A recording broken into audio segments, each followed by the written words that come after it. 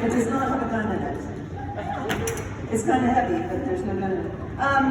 First of all, I want to just say thank you to the constituency of Travis County for making it possible for me to stand up against obvious corruption, right? So thank you. Thank you. Because clearly a lot of my colleagues across the state don't have a constituency that will back them up in doing the right thing. And so I just I'm so deeply grateful to you all to let me do this kind of work. It's always an honor, it's not always a pleasure. But it is always an honor. So what we've just gone through, here's the good news and the bad news. The battle lines have been redrawn between integrity and corruption. They just have. And so now is our opportunity to go out and get people registered to vote and get them to the polls on the issue of, are you for integrity or are you for corruption? It's really just that simple. It's become quite obvious, even among those friends of ours who are living in some of our outlying counties, as we go and talk to them who maybe have a Republican voting history, they are outraged. Now is the time to talk to them about the line between integrity and corruption. Now is the time to talk to them about what it looks like when you put public policy above personal interest, right? Woo! Can I get an amen?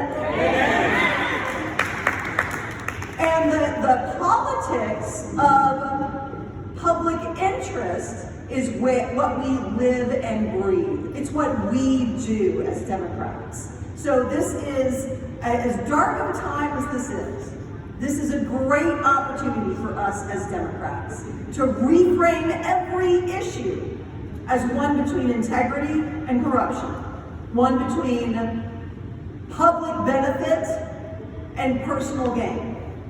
And that it's not an us versus them, it's actually a we thing. That public benefit actually benefits us personally after it benefits all of us. And that there is enough to go around.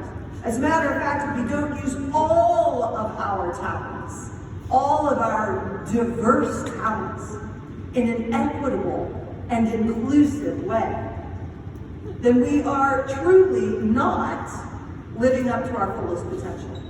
That we become a winner-take-all circumstance, and what is that? That's actually an autocracy.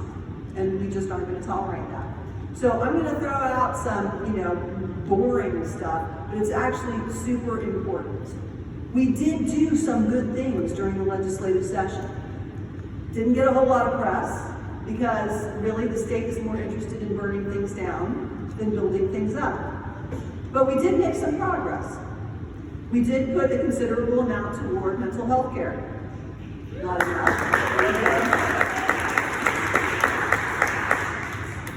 We did, that mental health omnibus bill created a $15 million innovation grant program, and some really good things are going to happen from that. We desperately need better health care in Texas overall, including mental health care. But even with this tremendous investment, which has been so important, even with the tremendous investment at the end of the full build-out of the state plan, there will still be less than 3,000 emergency mental health beds in the entire state, a state that has 30 million people in it. And so you'll see more and more, as we already have, more and more individuals who are suffering with substance use disorder and mental health issues in our county jails. So even though we did pass what I believe was actually a good property tax redistribution bill, don't be fooled, it wasn't a property tax cut, it was a property tax redistribution bill, but a good one. Any kind of benefit that you see individually from that property tax redistribution is going to be eaten up if the state fails to govern on the issue of mental health care. And also on a number of other issues. So that's one good thing that happened, and also the tax redistribution was good. But some very, very bad things happened as well. But we're seeing those being corrected in the courts. So the drag ban bill. Can we talk about that for a minute? What the hell?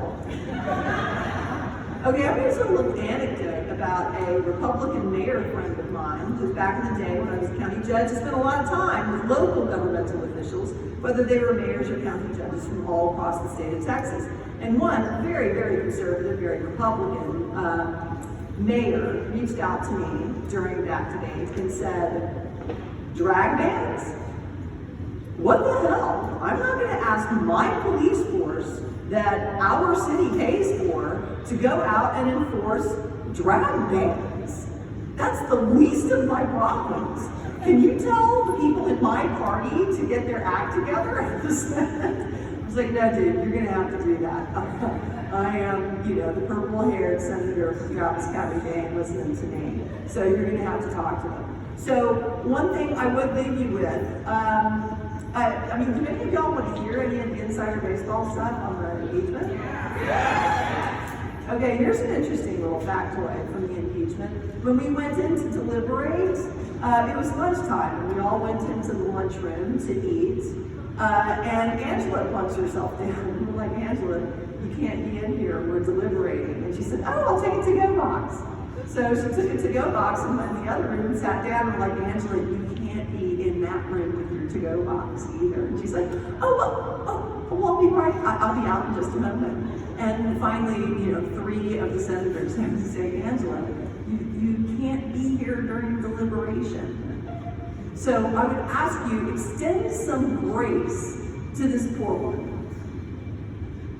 I know that seems weird for me to say, but a lot of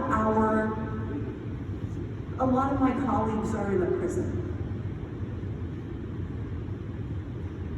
Perhaps a prison of their own making, but nevertheless, it's a certain kind of prison in which they're struggling with their conscience.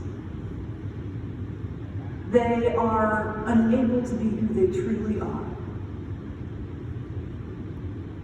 Think of what an incredible thing it is to live in a community that sees you as you truly are. And lets you be who you truly are. I'm serious.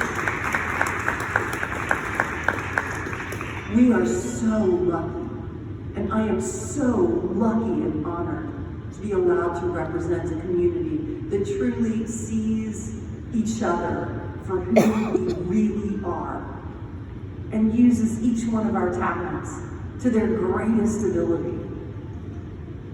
We are very, very lucky, and we are very, very strong. And so my ask to you is to continue to be happy warriors. Extend some grace to these people. Treat them with kindness, treat them with joy, treat them with love. And when you are in a moment where you can say, hey, dude, you're in a prison of your own making. You want me to help you bust out? There are all kinds of ways to come out, dude. All kinds of ways. So, here's to dividing that line between integrity and corruption, and rehabilitating the corrupted. If we really, really believe in criminal justice reform, for instance, we got to live it in every aspect of our lives. Let's rehabilitate the corrupted by turning them into Democrats.